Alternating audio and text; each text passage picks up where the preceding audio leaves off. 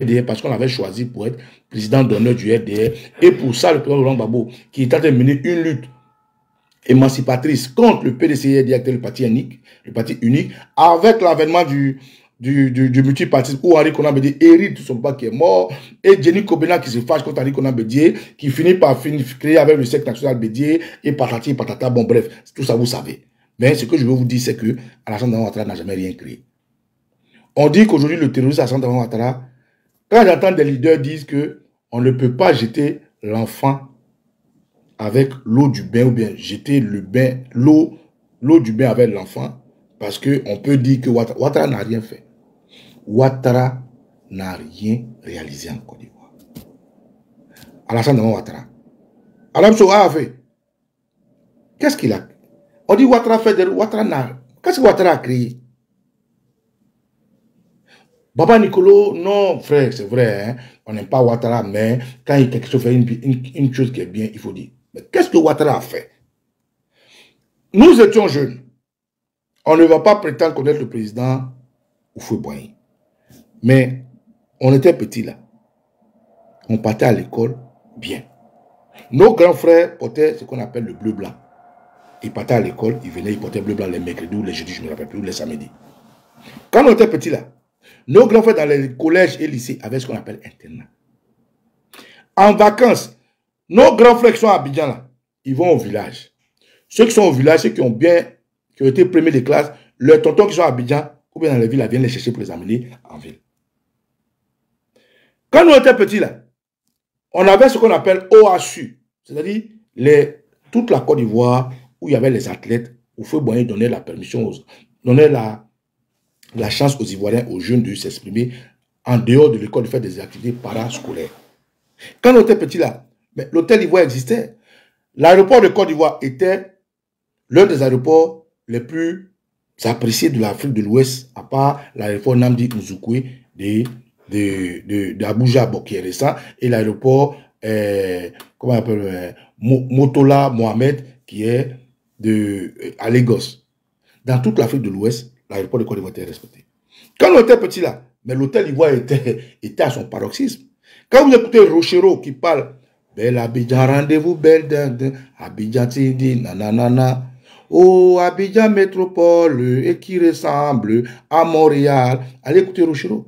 Mais tous les artistes, quand on était jeunes, autant de fouet, mais les artistes de l'Afrique de l'Ouest venaient en Côte d'Ivoire, les Emi Paté Marconi produisaient des artistes, les Wendo Kolossoy, les Papa Wemba, les Rochero, les Kofi Olomide, tout ça venait en Côte d'Ivoire.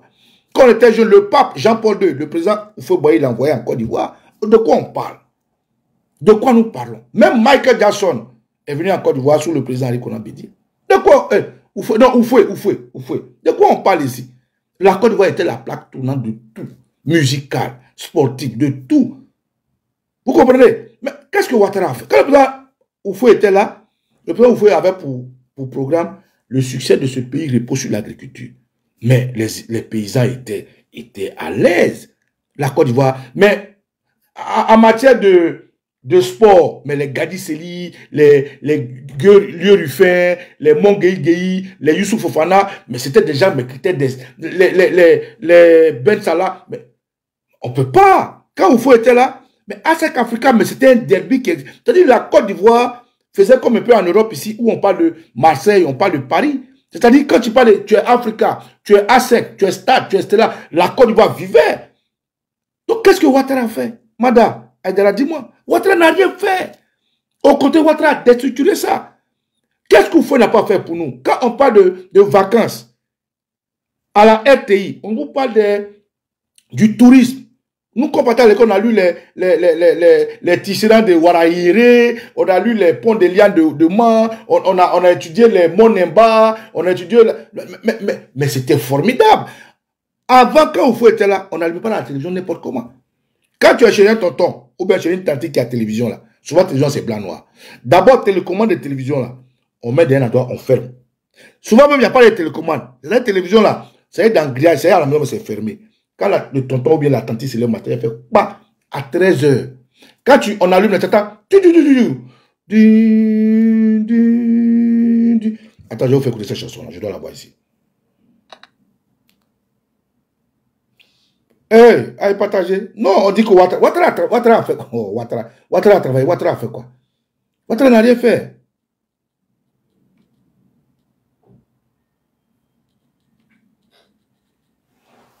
Tous les enfants, ils se lèvent le matin, j'entends ça, la télévision est allumée.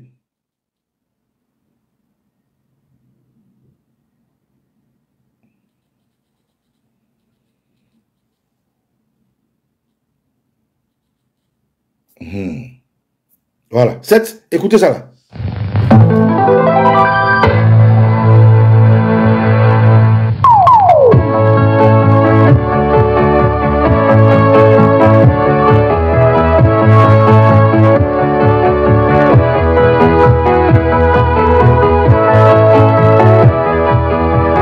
Donc, en tout cas, je ne parle pas des enfants comme les Manda Idara, comme les Gigi Goyavier, comme les Passeur Dja, comme les... Voilà, je ne parle pas de ces enfants-là. Mais Ouattara a déstructuré tout ça. Il a tout gâté. Ah voilà, quand on dit on est en vacances, quoi, les Blancs qui étaient dans tous les pays venaient en Côte d'Ivoire. Les Burkinabés venaient en masse dans les trains du Burkina, on les descendait, ils rentraient on les descendait à Dimokro, un peu partout. Avant, mais qu'est-ce que Ouattara n'a rien créé, rien du tout. Tous les aéroports de Korogo et autres existaient. C'est vrai que c'était en terre battue, mais ça existait. Avant, là, tu vois, dans les écoles, il y avait championnat de basket, de handball. Tout ça, ça existait. Nous, étions à Dabou, il y avait M. Baya, il y avait le Omnes de Dabou. Tout ça existait. Mais quand le président Oufoué a basé la Côte d'Ivoire sur l'agriculture, après, quand Bédi est venu, qu'est-ce qu'il a fait? Bédi a dit consommer ivoirien. C'est comme ça qu'on dit que quelqu'un impacte son moment. C'est comme ça qu'on dit que quelqu'un fait quelque chose. Quand Bédi a dit consommer ivoirien et qu'il a expliqué par consommer ivoirien l'idée de l'ivoirité, ils se sont embourbés dedans. Donc, nos oiseaux vacants, nos valeurs, Bédi a dit non, c'est bon, allez, allez au village en vacances, allez retour à la terre, allez labourer la terre. Mais les Ivoiriens n'avaient pas de problème. Avant, on ne sait pas qui est Bété, qui est Adjoukrou, qui est Guéré, qui est Senoufo. Non. Quand tu es dans un quartier comme Sikoji, là, on dit Eric Bété, ou bien Moussa Senoufo. Non, on dit Téléphogouroutier Senoufo, ou bien Mel Adjoukrou. C'est comme ça qu'on s'appelait dans les quartiers. Quand on fait Maracana comme ça, là, on dit qu'il faut appeler comment quoi Guéré, Pélé Guéré, faut appeler Michael Jackson Aïe. C'est comme ça qu'on faisait. On n'avait pas, Ouattara n'a rien créé. Quand Bédi est arrivé du retour à la terre et qu'il a dit l'affaire est Tantiléo, c'est pas la peine, les oiseaux vacants, les enfants locaux, le village, les baltoscopes, tout ça là. Mais les Ivoiriens vivaient. C'est vrai qu'il y avait des rébus ménages politiques, mais les Ivoiriens vivaient. Quand Guy Robert est arrivé, Guy Robert nous a impacté parce qu'il a nettoyé la Côte d'Ivoire de la pègre de loubardise, de la pègre des vagabonds salariés, des loubards, des vieux pères, pour la plupart vagabonds, qui terrorisaient les quartiers. Il les a tous nettoyés. Donc chacun de nos papas ivoiriens là, ils ont impacté la Côte d'Ivoire dans leur temps. Quand Gbagbo est venu, Gbagbo dit on va faire la refondation. Il faut remettre la Côte d'Ivoire à la Côte d'Ivoire. Quand vous voyez les grandes écoles, les CBCG, les cours locaux, tout ça, c'est Gbagbo qui a donné de la valeur à ça. Quand vous voyez les stations ont commencé à passer partout. Avant, quand vous voyez c'était les stations Total, mais quand Gbagbo est venu, il y a eu les Ivoires, les Ivoires. Donc tout ça là, chaque président ivoirien a apporté quelque chose. Mais qu'est-ce que Ouattara a apporté? Rien. Vous avez vu dans les grands pays, là, des gens prennent la route ou bien goudron, bien pont pour faire leur... Non. Mais quand chacun vient avec son programme de gouvernement. Mais quand tu commences à mettre en place son programme de gouvernement, c'est comme ça qu'on t'applaudit. Le BNET existait, l'EMPT existait, l'INSTP existait, l'INPHB existait, les grandes écoles existaient, les grandes universités existaient. Il y avait la basilique, il y avait tout ça. Qu'est-ce que Ouattara a apporté? Notre aéroport existait. Qu'est-ce qu'il a apporté? Il n'a rien apporté. Au contraire, ce que Ouattara a fait, c'est de justifier son vol de nos deniers publics. On dit Ouattara fait pont. Mais qui a écrit la poursuite du pont? Ouattara fait pont. Et jusqu'à ils vont même prendre pont là pour aller au moment où on dit la canne. La canne. C'est comme si c'est Ouattara qui a créé la canne. La canne existait avant même que Ouattara ne soit Voltaï jusqu'à ne soit burkinabé. La Coupe d'Afrique des Nations a toujours existé. Mais les gens font comme si c'est Ouattara qui a créé la canne. Ouattara n'a pas été à la tête d'un État où la coupe était organisée et il a remporté. Ça a existé partout avant lui. Mais ces pays-là, quand ils faisaient l'inauguration, bien l'entrée, ils parlaient de leur pays. Mais quand il allait soulever le dessin des ponts, c'est-à-dire qu'ils ont laissé l'éléphant, notre emblème, il a laissé nos coutumes, nos cultures, il a plébiscité plus les ponts avant d'aller faire danser nos masques et tout. Donc Ouattara n'a rien fait. Aujourd'hui, c'est sous Ouattara. Quand Ouattara venait, qu'est-ce qu'il disait? Il dit, il va faire un Ivoirien un toit. Où sont les toits des Ivoiriens? Au contraire, il enlève même ceux qui ont un toit. Aujourd'hui, il arrive, il y aura des hôpitaux de proximité. Où sont les hôpitaux? Et ils disent, moi, se soigner à l'hôpital américain. Quand il venait dire, il va donner 1 million ici, 1 milliard ici. Où sont les milliards? Rien. Quand Ouattara, il a dit, la jeunesse allait avoir du travail. Aujourd'hui, il a donné des machettes aux jeunes. Donc, de quoi on parle? Elle vient Ouattara, cette terroriste, cette Djandjou de 5e mai. Qu'est-ce qu'elle a créé? Elle dit, tu de l'enfant africain. Mais c'est sous de l'enfant africain que les enfants, qui ne veulent pas entendre parler des microbes, tuent déjà. Donc, camarades, j'ai été un peu long. Elle se dirait, je ne voulais pas être long, mais j'ai été obligé de vous expliquer tout ça pour que vous puissiez comprendre qu'aujourd'hui, il faut faire attention aux gyrophares du RDR. Mais avant de continuer, dans la deuxième partie, je tenais à dire vraiment Ayoka Odida. Depuis que je suis à Djoukourou, roi des Dida, c'est la première fois que j'ai vu les Dida poser un acte salutaire. Je pense que depuis que le président Gbagbo allait à Dabou et que les Dida se sont invités eux-mêmes, on ne les a pas invités. Les Tina Topo, les Loba, tous les Metoukwé là sont venus là. C'est la première fois, c'est-à-dire quand ils sont sortis du Dabou, après avoir volé nos cabris, nos bœufs, nos poulets, après que nos chefs du village aient décidé de les rééduquer. Parce que les Dida, ils sont perdus, c'est des gens qui sont sauvages, ils ne connaissent rien. Donc quand ils sont venus à Dabo accompagner le président Gbagbo, je tiens à dire merci au président Gbagbo et au PPAC de nous les avoir ramenés. Parce que l'émancipation qu'on avait donnée aux Dida, ils ont pensé qu'ils étaient arrivés. Et donc tout récemment, quand je venais à Dabou, dans la fête de la Renaissance, les Adjukrou, nous on appelle, c'est nous les bols. On a appelé tous les villages, on a arrêté tous les Dida qui sont venus, et on leur a montré d'où ils viennent. Voilà, on les a rééduqués. Et cette éducation a apporté ses fruits. Voilà. Aujourd'hui, je veux dire Ayao Plezao Odida, je veux dire Ayoka Odida, parce que les Tina Topo, leur groupe là, les Lida Kwasi, c'est tous les petits Dida sauvages, les Eben Boane, les comment on appelle, Damana Pika, c'est tous les Dida sauvages qui sont avec Gbagbo, les Dida qui se prennent pas. Tous ceux qui sont à Paris ici, que je rencontre, que j'éduque, il y a d'autres que je les trouve, ils sont dans la rue, ils n'ont pas à manger, je leur donne 100 €, 200 €, bon. Je suis un philanthrope, c'est normal que les Dida, je les entretienne. Donc les Dida, pour ceux qui ne savent pas, dans les gyrophares dont je vous parle, vient de poser un acte salutaire. Et je dis salut, mais tout près, je salue tous mes Dida. Voilà. Parce qu'en tant que roi, je ne peux pas me mettre en genoux. Mais quand j'enlève le chapeau, on vous a montré ce que ça veut dire. Camarades, écoutez ce que les Dida ont posé comme acte. Voilà.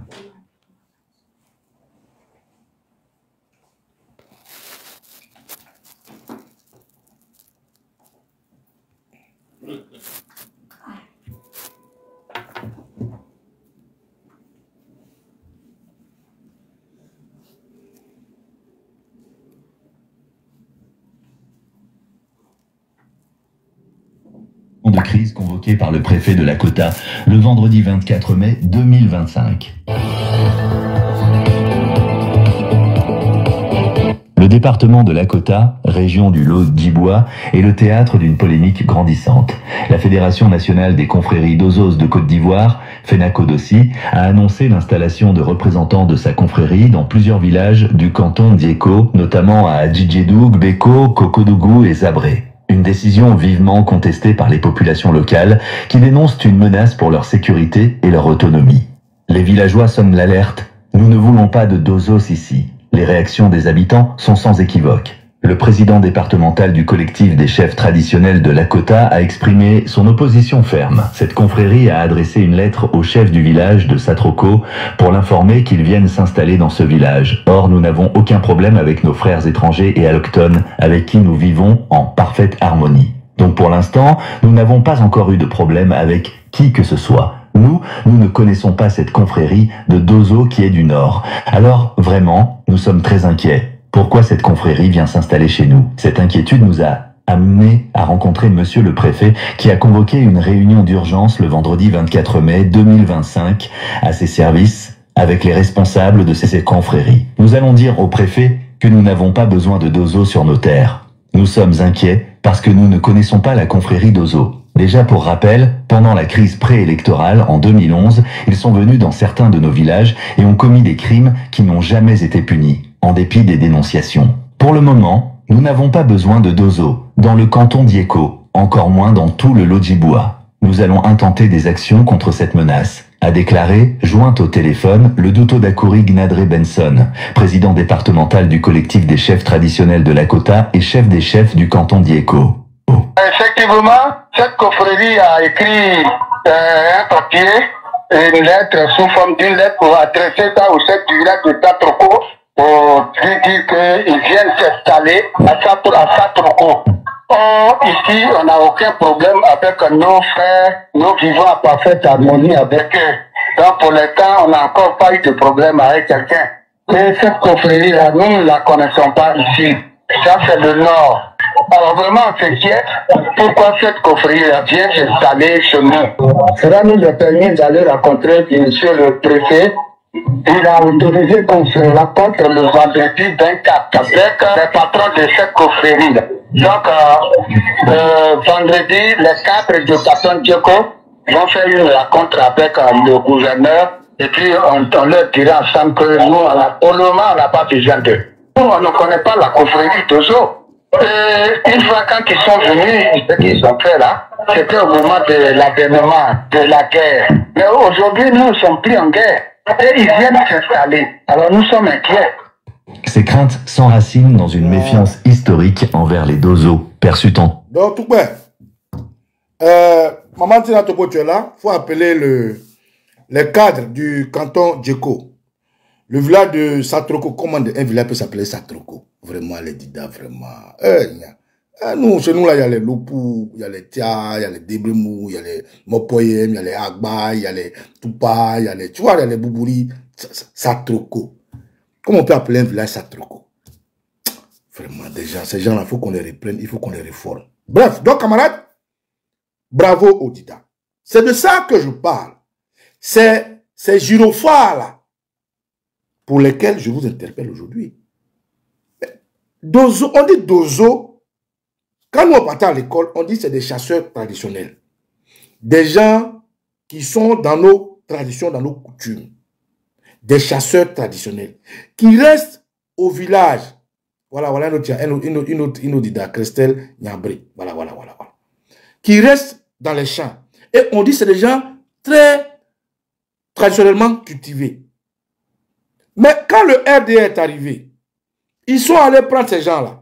Puisqu'ils sont de ramification outre-savane, ils les ont habillés et ils les appellent Dozo. Pendant la crise, nous qui étions dans la guerre, nous qui avons contribué à protéger notre pays, on les a vus égorger, assassiner, violenter, commettre des exactions, voler. Et donc, ils se réveillent sans nous demander la permission à nous, les Adikrou. Ils vont chez les Dida, sous prétexte qu'ils sont venus, que leur confrérie va s'imposer. Et s'imposer par rapport à quoi? Ils ont même envoyé des lettres. Vous voulez voir les lettres? On continue, regardez. Ils ont même envoyé, mais ces gens-là, vraiment, aucun respect. Ils ont même envoyé des lettres, c'est-à-dire c'est officiel, hein, et sous tout ça, fait partie des gyrophares du RDA. Comment des Dozo? Des gens qui se disent des chasseurs du Nord, ils se retrouvent à envoyer lettres à des Dida, ceux que eux-mêmes ils appellent des gens de la forêt, des gens de la bouche, de la brousse, les Bouchmani. Et puis ils disent qu'ils viennent. Les Dida ont dit non, nous on ne vous connaît pas. Restez chez vous là-bas. Nous on n'a pas besoin de vous. Les années passées, vous avez tué les gens ici. Jusqu'aujourd'hui, le terrorisme à San Ouattara n'a pas réglé. Vous avez fait quoi chez nous? On ne veut pas. Les chefs cantons m'ont appelé. Ils m'ont appelé, ils m'ont dit écoute, tout bien. On voulait t'informer. Ils m'ont informé. Ils m'ont envoyé cette information-là. Mais je leur ai dit, trouvez quelque chose que je suis support, envoyez-moi. Comme je suis le roi, ils sont allés faire ce que j'ai demandé. Ils m'ont envoyé. Donc je dis bravo aux Dida. Pour une fois qu'ils ont demandé mon approbation, je leur donne la permission. Et écoutez, vous allez voir, ils ont même donné des lettres. Regardez, regardez.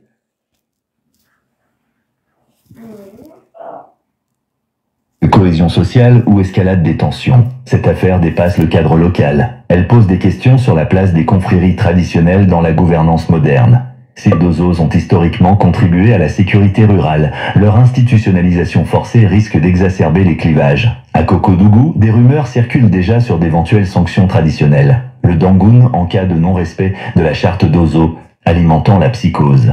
L'urgence d'un dialogue inclusif. Alors que le Lodjiboua reste sous tension, la balle est dans le camp des autorités. Les villageois exigent des garanties transparentes, tandis que la FENACODOSI défend sa vision d'une paix par les traditions sans intervention rapide du gouvernement. FENACODOSI. Vous n'avez pas vu les... Attends, je vais vous montrer les lettres là. Voilà les lettres là.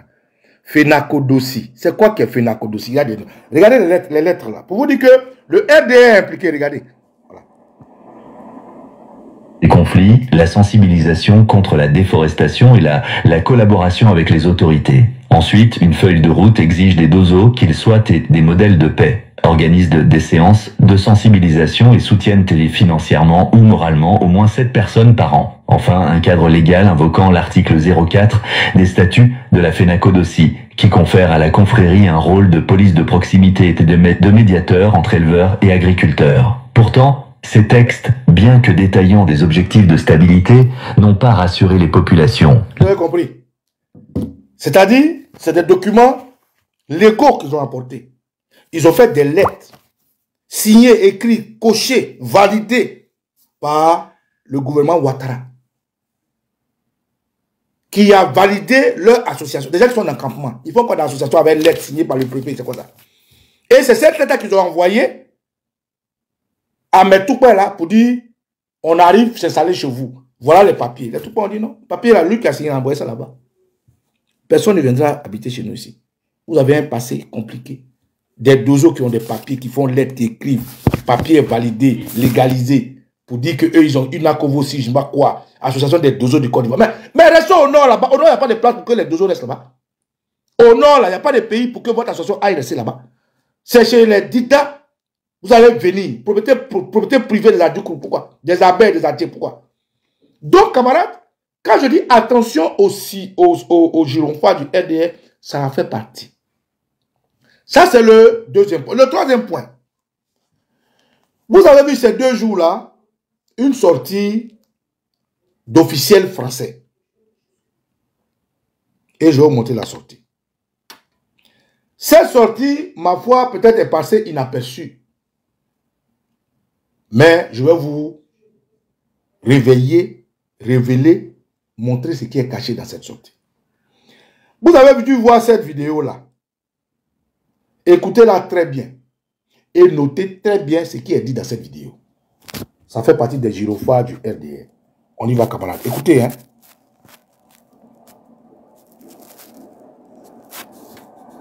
Enfin, monsieur le ministre, j'aimerais vous parler un instant de la Côte d'Ivoire.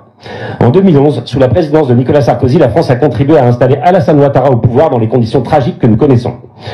Tout indique qu'il s'apprête à briguer un 4e mandat lors de l'élection présidentielle prévue cette année et il a d'ores et déjà exclu ses principaux opposants de la compétition électorale.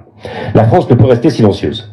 Des tirs sur des manifestants ont eu lieu hier sur le plateau d'Abidjan. Et si le président ivoirien persiste dans cette voie, la violence se généralisera. Aussi, condamnez-vous clairement l'idée d'un 4e mandat d'Alassane Ouattara et savez-vous où sont passés les 5 millions d'euros que la France a donnés pour qu'un audit indépendant de la liste électorale ivoirienne soit réalisé. Merci. Est-ce que vous avez compris ce que le monsieur a dit? Est-ce que vous avez compris ce que le monsieur a dit? D'abord, le monsieur qui a parlé est un député de la France Insoumise. Il s'appelle Aurélien Taché. Taché comme tâche. Vous savez que les noms, quand on te donne nom là, c'est comme ça que tu agis. Donc, il vient d'entacher et de dire haut et fort au gouvernement Macron ce qu'il cache. De la même manière, nos prières, notre combat et nos ancêtres ont tapé dans le dos de Kandia Camara et ses confessés pour dire qu'ils ont signé des contrats avec Corsair. Donc, M. Aurélien Taché, l'honorable Aurélien Taché, député de la France Insoumise, parce que ils reçoivent, parce qu'en France, il y a des sessions comme ça où les députés entendent les différents ministres. Donc, ils reçoivent en fait le ministre de l'Europe et des Affaires étrangères qui s'appelle M. Jean-Noël Barrot, qui est aujourd'hui le chef de la diplomatie française. Donc, M. Jean-Noël Barrot est reçu par les députés. Et donc, le député Aurélien Taché, qui l'entache, pose un diagnostic qui est clair. Dans le diagnostic, il dit au ministre que la Côte d'Ivoire, dont nous avons contribué sous Nicolas Sarkozy à mettre de terroristes à Alassane Dramane Ouattara. Est-ce que tu sais que cet individu-là, ce terroriste-là, veut briguer à un 4e mandat? Hier, au plateau, il a tiré sur des manifestations. S'il s'entête dans cette dérive, dans ce comportement, la Côte d'Ivoire va sombrer. Monsieur le ministre, est-ce que tu sais que Ouattara veut briguer un 4e mandat? Est-ce que tu sais que Ouattara a écarté les opposants, et non des moindres, le président Laurent Gbagbo en tête, de l'actualité politique ivoirienne? Alors, question simple qui pose à M. à M. Jean-Noël Barrot. Est-ce que vous condamnez, c'est-à-dire est-ce que Macron condamne, est-ce que le gouvernement, le régime français en ce moment condamne le 4e mandat de Ouattara? Et cette question est justifiée dès l'instant où Macron, lors de la francophonie, où il a essayé de vouloir changer en évitant les Atu Banga, leur groupe, les jeunes, où Macron, quand une dame du Burkina Faso lui a posé la question concernant la Côte d'Ivoire, Macron s'est justifié pour dire que il a pesé de tout son poids. Il a demandé au terroriste Alassane Ouattara. Il a tout fait pour que Ouattara ait un candidat dans son parti. Mais il ne peut pas en vouloir à Ouattara d'avoir perdu quelqu'un que Ouattara dit avoir formé tout le temps pour le succéder. Donc lui, Macron, il excuse Ouattara pour ce 3e mandat. Ce qui veut dire que s'il y a eu cas de force majeure pour un 3e mandat, on ne peut plus justifier encore pour un 4e mandat une attitude de Ouattara. Qu'est-ce qu'il va donner comme alibi? 1. Il a été candidat exceptionnel par la magnanimité et par le patriotisme de Gbagbo. 2. Il a été un candidat dérivé, quelque chose qui n'existe pas. Ça ne veut rien dire. Et 3. Il était candidat post-mortem, c'est-à-dire un candidat croque-mort. Et c'est le candidat croque-mort en 3e rebelote que Macron essaie d'expliquer quand on lui pose la question, il dit j'ai tout fait. Eux qui disent que les pays sont souverains, hein. Eux qui disent qu'un pays ne s'immisce pas dans les affaires des gens. Eux qui disent, vous vous rappelez, Alio Marie qui disait que c'est une histoire ivoiro-ivoirienne, donc Gbagbo n'a qu'à régler. Ils disent que lui, il a tout fait. Il s'est impliqué, il s'est ingéré, il a utilisé tous ses amis pour dire à Ouattara, pour le dissuader, pour dire à Ouattara, choisis quelqu'un dans ton équipe, tu es trop vieux. Tu as dit que tu ne peux pas être candidat, on t'a déjà dit tu ne peux plus briguer à un 3e mandat. Mais Ouattara a justifié cela pour avoir perdu quelqu'un que lui, il aurait formé. Donc lui, Macron, il excuse. C'est insulter, d'abord la personne à qui il répond, c'est insulter les Africains, c'est du racisme intellectuel. Parce que Macron ne peut pas aller dans une petite bourgade ici, se faire entendre ou justifier qu'un maire d'une ville qui est trop vieux, ou du moins qui n'a plus le droit d'être candidat dans la mairie, dit que non, celui qui devait être mon second là, comme il est mort, je vais briguer. Ou bien un maire dit que, bon, comme il n'y a personne pour être candidat, il n'y aura pas d'élection dans ma commune. Mais eux, ils veulent justifier aux pauvres Africains que nous sommes, par racisme, par insulte, mais pour eux, les Noirs ne peuvent pas réfléchir, ce que Ouattara lui aurait donné comme explication. Donc, quand le député Aurélien Taché, député de la France Insoumise, pose la question du 4e mandat au ministre et lui demande, est-ce que vous condamnez cela? C'est la suite logique de l'explication qu'ils ont donnée pour le 3e mandat. Et mieux, qu'est-ce qu'il dit? Il dit, d'ailleurs, la France a donné 5 millions d'euros à Ouattara. En gros, pour l'audit de la commission électorale indépendante. Pour l'audit de la liste électorale, pour la RLE. La France qui dit ne pas s'ingérer dans les affaires des gens. La France qui dit avoir et à respecter tous les pays souverains. Décide elle-même d'offrir 5 millions d'euros à un pays comme ça. Là où ici, on essaie d'éliminer les dons sociaux et autres, là où ici, les gens marchent pour faire leur vie, là où ici les syndicalistes, les gilets jaunes, tout ce que les CGT, tout ce que vous connaissez marchent pour que leur vie soit embellie, la France et Macron décident de donner 5 millions à quelqu'un juste cadeau. Pour rien, ils n'ont rien entendu là. Et donc, ce député Aurélien Taché pose la problématique clairement et pose la question au ministre de l'Europe et des Affaires étrangères qui s'appelle M. Jean-Noël Barrot. Et la question qu'il pose, écoutez bien, je vais recommencer. Et puis vous allez entendre la réponse. C'est-à-dire, le ministre n'a pas répondu à la question. Tellement c'est une question factuelle. Tellement c'est une question embarrassante. Tellement c'est une question claire. Donc, Jean-Noël Barrot évite la question. Sauf que, dans l'esprit d'éviter la question, il nous donne une révélation qui va nous servir dans notre émission intitulée « Attention aux gyrophares du corbillard RDR ». Donc, je recommence la question qui est posée pour que vous puissiez entendre. Et ensuite, vous allez entendre la réponse. Vous allez comprendre que la question et la réponse, c'est comme le jour et la nuit. Ça n'a rien à voir. Le monsieur a évité la question. Il n'a pas répondu à la question. Est-ce qu'il condamne le 4e mandat? Il n'a pas répondu. Qu'est-ce qu'il pense? Ou bien qu'est-ce que Ouattara a fait des 5 milliards, pardon, des 5 millions d'euros? Il n'a pas répondu. On va écouter ensemble. Suivez.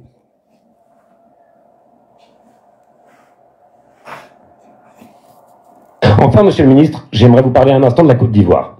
En 2011, sous la présidence de Nicolas Sarkozy, la France a contribué à installer Alassane Ouattara au pouvoir dans les conditions tragiques que nous connaissons. Tout indique qu'il s'apprête à briguer un 4e mandat lors de l'élection présidentielle prévue cette année et il a d'ores et déjà exclu ses principaux opposants de la compétition électorale. La France ne peut rester silencieuse. Des tirs sur des manifestants ont eu lieu hier sur le plateau d'Abidjan. Et si le président ivoirien persiste dans cette voie, la violence se généralisera. Aussi, condamnez-vous clairement l'idée d'un 4e mandat d'Alassane Ouattara et savez-vous où sont passés les 5 millions d'euros que la France a donnés pour qu'un audit indépendant de la liste électorale ivoirienne soit réalisé. Merci. On est d'accord avec la question, hein? Quand il a expliqué, il a posé la question. Est-ce que vous condamnez le 4e mandat de Ouattara? Première question. Est-ce que vous savez ce qu'il a fait des 5 millions d'euros que la France lui a donné pour l'audit indépendant de la liste électorale? Voilà la réponse. Écoutez la réponse. Vous-même, vous allez tirer des conclusions. Dites-moi si à un seul moment, le ministre Jean-Noël Barrot, ministre des Affaires étrangères, a répondu. Écoutez bien, on y va. Soyez prêts, hein? Écoutez.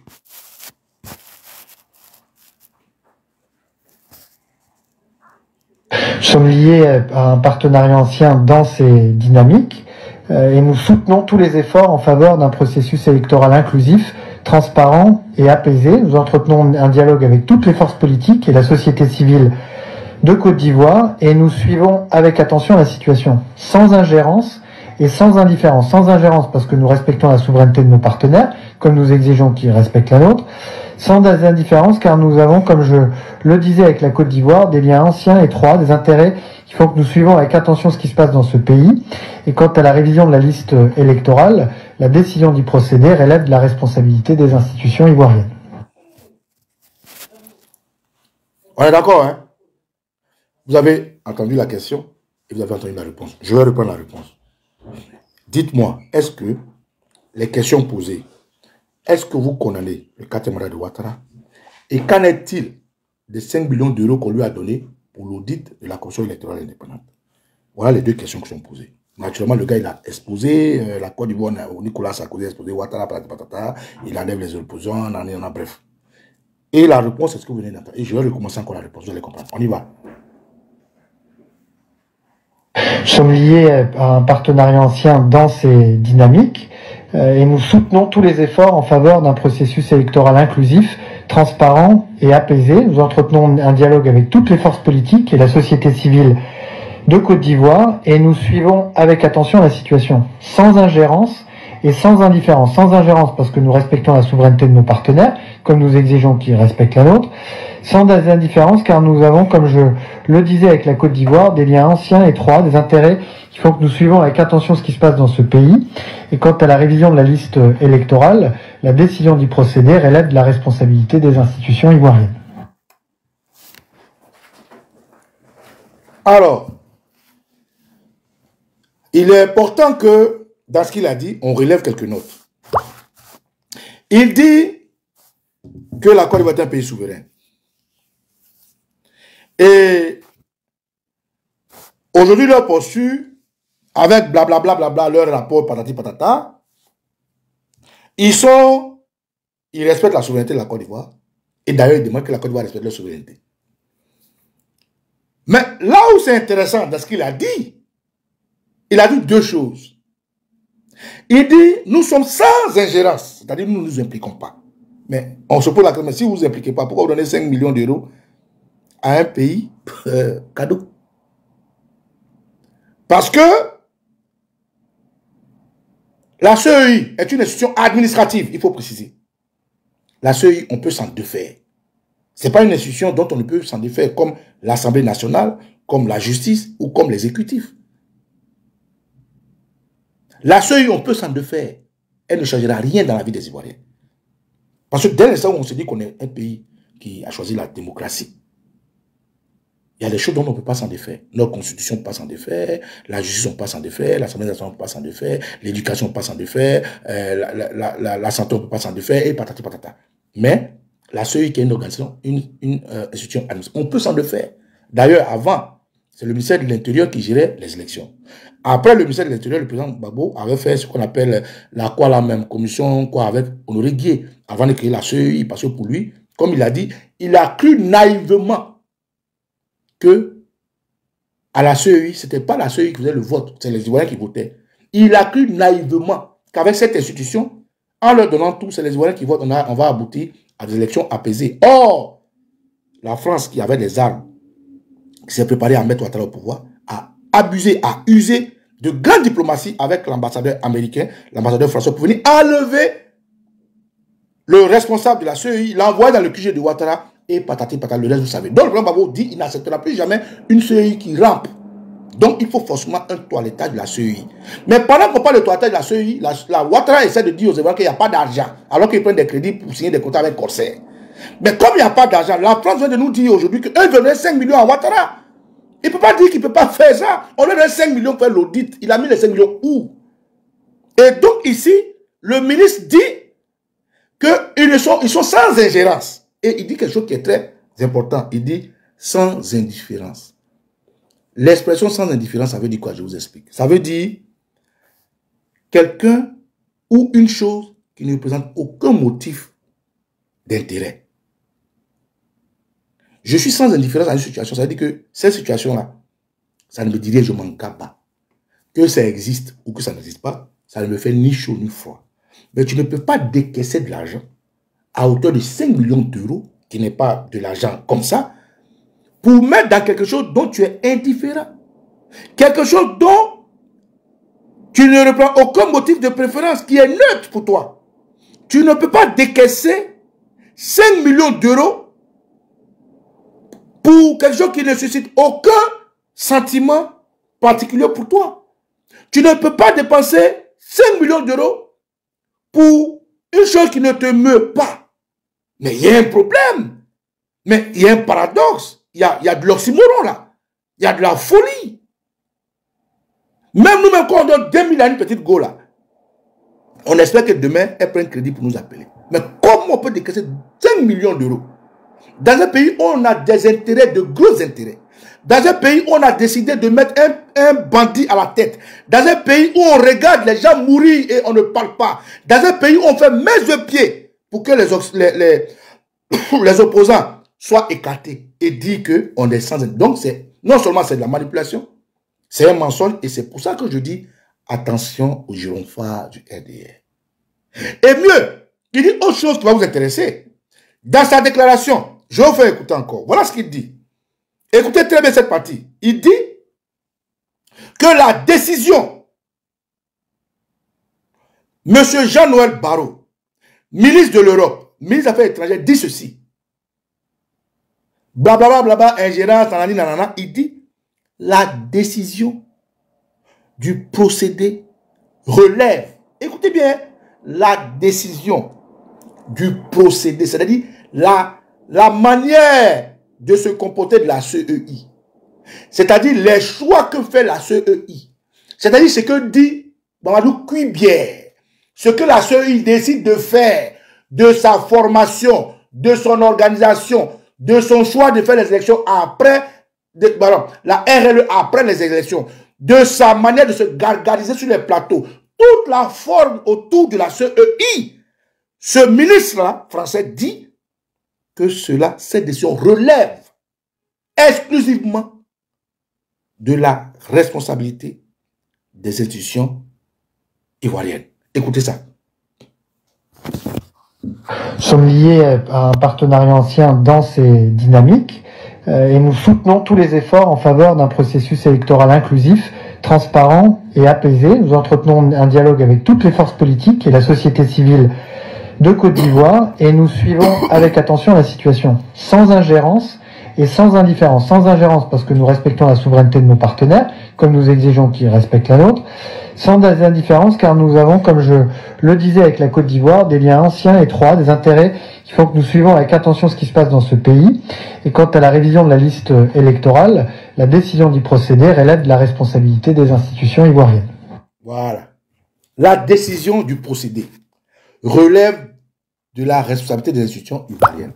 Quand vous voyez que Cuibière insulte tous les opposants, quand vous voyez que Cuibière se gargarise comme si demain ne va pas arriver, quand vous voyez que Cuibière se comporte comme s'il ne chie pas, c'est parce que les mandants de Ouattara, les propriétaires de Corsair, les propriétaires de l'hôpital américain, ceux qui ont mis Ouattara au pouvoir, comme l'a bien exposé le député Aurélien Taché, ont donné toute instruction à Ouattara de ne pas mettre le nom de Laurent Gbagbo sur la liste électorale. C'est ce que ça veut dire. Tout ce que vous voyez en Côte d'Ivoire, la poursuite du RDR, le gyrophare, le bruit, le méchanceté, comment dirais-je, agression, leur insulte, leur manque de respect, ils le font avec l'aval de la France. Parce qu'un homme normal ne peut pas comprendre comment on peut investir 5 millions d'euros dans une histoire, dans une institution électoraliste, administrative, et puis venir derrière dire, on leur donne les 5 millions, ce qu'ils veulent en faire, c'est leur problème. C'est ce que ça veut dire. Bon, nous, on leur donne 5 millions d'euros, ce qu'ils veulent faire, c'est leur problème. Mais ce qu'ils veulent faire, là, Cuibière dit, en plus que la Côte d'Ivoire décaisse combien de milliards pour qu'on fasse la RLE, ils ne le font pas. Cuibière dit, lui, il décide d'enlever le nom de Gbagbo, ça ne va pas quelque part. Lui, il décide qu'après les élections, là, ils vont faire la RLE. Et la France dit, mais c'est normal qu'ils fassent ça. Ils sont souverains. Ils sont, nous, on est neutres. Ah bon. Donc, camarades, les gyrophares du RDR, dans la deuxième partie, ici expose que, où on va là, nous sommes dans la géopolitique. Ouattara qui, officiellement, est présenté face à un poulet de la France qui est Tidiane Thiam. Aujourd'hui, l'avènement de Tidiane Thiam n'est un secret pour personne qui dit avoir des calendriers. Et les calendriers, pardon, les carnets d'adresse. Mais son carnet d'adresse, c'est le même carnet d'adresse qui a amené Ouattara au pouvoir. L'impérialisme, le néocolonialiste, la France africaine, la France-Afrique. Tidiane Thiam dit haut et fort que lui, quand il était à Mathieu quoi, Obama l'a appelé. Mais qui est Obama? Obama fait partie de ceux qui ont essayé d'assassiner Gbagbo. Tidiane Thiam dit aisément qu'il a les grands contacts, il explique tout le temps que voilà. Donc, c'est le même carnet d'adresse. Quand on voit Bourgi sortir, et Bourgi dit, dans son article, dans son livre, ils savent que je sais tout. Et que quand Bourgi sort, la personne principale que Bourgi attaque, c'est Ouattara. Et les gens applaudissent. Ah, Bourgi, non. Bourgi n'a rien apporté à la Côte d'Ivoire. Parce que moi, ma mère ne veut pas se faire violer, égorger, assassiner devant tes yeux. Je souffre de tout ça. Tu n'es pas là pour me demander, pour me dire Yako, pour me soutenir, pour me dire la vérité. Et au moment où je l'ai oublié des années après, tu viens me dire, ah, quand ta maman était violée là, c'est Alphonse Kouassi, ou bien c'est Apple Cook, c'est eux qui étaient là. Tu ne m'apportes rien en fait. Tu ne fais que retourner le couteau dans la plaie. Mieux. Mais tu le dis maintenant pourquoi? Parce que Bourgi est un avocat international. C'est un professionnel de manipulation de l'émotion. Bourgi peut prendre un voleur et faire de lui le propriétaire de ce qu'il a volé. Il peut prendre le propriétaire de ce dont on dit avoir perdu pour faire de lui un voleur. Donc, il sait ce qu'il fait. Mais à qui Bourgi s'adresse? Bourgi s'adresse à Ouattara. Bourgi envoie un message clair à Ouattara. Pour lui dire, hey, petit, si puisque tu sais que je sais tout, et Bourgi est virulent contre la femme de Ouattara, la terroriste est Ouattara qui est sa partenaire, et Ouattara, pourquoi? Regardez la grande majorité des sorties de Bourgi. Bourgi allume Ouattara et sa femme. Parce que Bourgi est un pion. C'est le dernier dinosaure de la France-Afrique. Mais cette France-Afrique aujourd'hui est dans un bicéphalisme, ne dit pas son nom. Il y a un groupe qui soutient de renouveler la classe politique ivoirienne par Tidiane Thiam.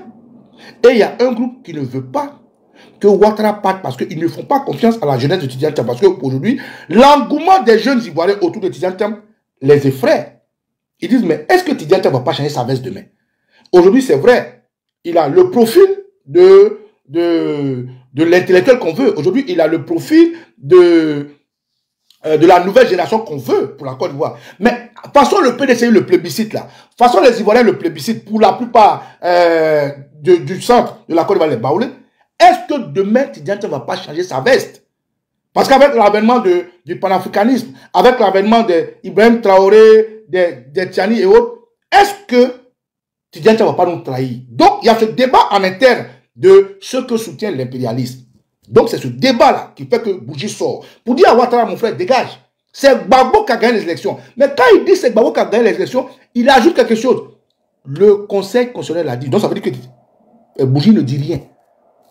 Si moi j'étais à la place de Bourgi, j'allais dire c'est Gbagbo qui a gagné, voilà les preuves. Puisqu'il dit que Nicolas Sarkozy voulait vitrifier Gbagbo, c'est-à-dire qu'il a plus de preuves pour prouver ce que nous disons. Il a plus de preuves pour prouver ce qui était dit à la CPI. Il a plus de preuves pour prouver ce qui a été consigné dans l'île de Mattei via Gbagbo. Il a plus de preuves que ce que dit Gbagbo.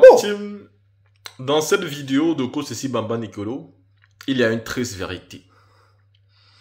Il y a beaucoup de personnes, n'est-ce pas, qui aiment bien dire on attaque M. Ouattara, mais soyons reconnaissants qu'il a fait beaucoup de réalisations. Après avoir écouté le discours de la première dame, Nadi Baba Gbagbo, tout de suite, et en écoutant la vidéo de Kosesi Bamba Nicolo, j'ai tout de suite fait un lien. Dans l'enseignement de Nadi Bamba, elle nous a appris comment les dictateurs font. Les dictateurs essayent de construire des gratte-ciel, des routes, et souvent avec l'argent prêté, c'est-à-dire avec l'argent que vous allez vous-même rembourser. Ils savent qu'ils sont dictateurs, et par conséquent, le peuple ne retient rien de bon d'eux. Le peuple ne les aime pas. Le peuple souhaite leur départ, pire, leur mort. Et eux, sachant l'importance de leur méchanceté, ils sont d'office conscients qu'à la mort, ils seront très vite oubliés. Alors les gratte-ciel et le sol, tout ce qui est fait de bien, a pour but de les servir même après leur mort. En quoi on pensera à moi? Quand on verra ce gratte-ciel, on dira c'est M. Ouattara qui l'a construit. Et le peuple dira, Ouattara a au moins construit un gratte-ciel. C'est sur ça qu'on pensera d'eux. Mais personne ne dira, c'était un homme qui était proche du peuple. C'était un homme gentil. C'était un homme bon. C'était un homme qui aimait les gens. C'était un homme qui avait le cœur sur la main et qui aidait. Non. Personne ne parlera de l'amour qu'il a pour Alassane Ouattara avec conviction. Alors lui étant conscient de ça, il fait des gratte-ciel. Mais qu'est-ce qui était là avant son arrivée? C'est de ça qu'il s'agit. Il faut bien regarder ce qui était là avant. Est-ce que les Ivoiriens avaient la vie aussi chère? Est-ce que les présidents d'alors étaient proches de leur peuple, à la différence d'Alassane Ouattara aujourd'hui? Et quand vous remontez dans le temps, vous vous rendez compte que oui. Bédié même qui est le père de l'indépendance et le père du parti unique, était proche de son peuple. C'est pourquoi, aujourd'hui, ce qu'on retient de lui, on retient de lui qu'il était un homme de paix. Oui, Bédié était un homme de paix. Mais Bédié n'était pas... Je vais parler ici du président Félix Houphouët-Boigny, pas de Bédié, désolé. Le président Félix Houphouët-Boigny était un homme de paix. Mais le président Félix Houphouët-Boigny n'était pas ce grand homme politique dont on vise tant à nous faire comprendre, à nous faire croire. Non. C'est un monsieur qui a fait sa part. Mais qui n'a pas toujours été du bon côté de l'histoire. Parce qu'il était un peu comme Senghor. Ce sont des présidents qui ont travaillé spécialement pour la France et pour abrutir le peuple africain. Donc lui, Même si à la fin, il a compris que son combat n'était pas juste et qu'il a commencé à prévenir l'Occident, en leur disant que le jour où l'Afrique comprendra, le jour où les générations décideront de changer, alors l'Occident aura l'obligation de s'asseoir pour discuter, ou alors c'est eux qui perdront tout. Le président Félix Houphouët-Boigny, malgré son approche avec l'Occident, il est aimé aujourd'hui par le peuple, et le peuple a même souvent l'impression de dire on regrette son décès. On aurait peut-être voulu qu'il soit encore là. Avec lui, c'était facile, c'était bon, c'était tout. Pourquoi? Parce qu'avec Alassane Ouattara, on connaît pire. Et donc, quand on connaît quelque chose de pire, on se dit que ce qui était dangereux était peut-être mieux que ce qui est de pire aujourd'hui. C'est ça le problème. Mais le président Félix Houphouët-Boigny, qu'on le veut ou pas, il était proche du peuple. Et il est aimé dans le cœur aujourd'hui. Mais après le départ d'Alassane Ouattara, personne ne dira jamais que Ouattara était mieux. La vie est chère. Les maisons sont cassées. L'école est devenue de plus en plus chère. Il y a des docteurs qui n'ont pas de travail. Il y a des anciens agents de la Sotra qui sont jetés. Les mamans dorment dans des cimetières. Les familles sont mises à la rue. Tout est fait pour qu'il y ait un développement de gratte-ciel en Côte d'Ivoire et spécialement à Abidjan. Au détriment souvent de la dignité des familles. Des personnes sont lésées et les prix tous les jours augmentent. Quand on regarde ce que la SODECI fait, la CEIE fait, les Ivoiriens sont fatigués, épuisés. Aujourd'hui, on interdit même les voitures de plus de 5 ans de rouler en Côte d'Ivoire quand ils viennent de France. Et pourtant, ceux-ci roulent en France. Des contrats sont signés avec des sociétés internationales, genre Hôpital américaine situé en France. Les compagnies comme Corsair, pourtant Air Côte d'Ivoire est là. Et pourtant, à l'époque, on avait mieux. Le président Bédié est venu, il était proche du peuple ivoirien. Il est venu avec l'ivoirité, avec le besoin et l'envie que l'identité de la Côte d'Ivoire des Ivoiriens soit connue et soit respectée. Pas avec l'intention de séparer, n'est-ce pas, les peuples africains, non. Sinon, le PDCI, c'est bien le PDCI RDA. C'est donc aussi un parti panafricain quand on regarde bien. Le président Bédié, quand il vient avec l'ivoirité, ce n'est pas pour lutter contre les étrangers, mais c'est pour que l'identité de l'Ivoirien soit connue, soit respectée, soit appréciée. C'est simplement normal.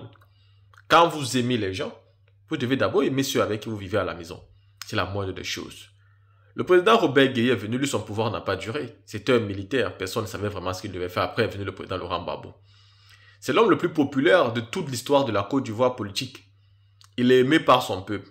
Même étant en prison, les gens n'ont pas dormi. Ils ont bataillé pour qu'il vienne. Et aujourd'hui encore, alors que son nom n'est pas sur la liste électorale, et que d'aucuns disent qu'il est déjà vieux, nous continuons à nous battre corps et âme.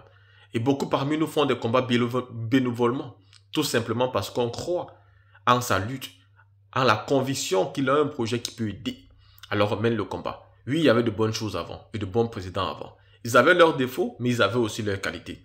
Aujourd'hui, nous avons Alassane Ouattara, en qui je ne vois pas de qualité. Parce qu'il est venu au pouvoir en tuant, en portant les armes, en faisant la promotion du tribalisme, en divisant pour mieux régner. Pour arriver au pouvoir, nous avons perdu plus de 3000 personnes. On ne peut pas avoir quelque chose de positif derrière ce genre de choses. Alors qu'est-ce qu'il y avait avant pour dire qu'Alassane Ouattara est en train de faire beaucoup de belles choses? Aussi Bamba Nicolo l'a dit, pour lui Ouattara n'a rien réalisé parce qu'avant, il y avait déjà mieux. La team, qu'est-ce que vous pensez de ce qu'il dit? C'est vrai ou c'est faux?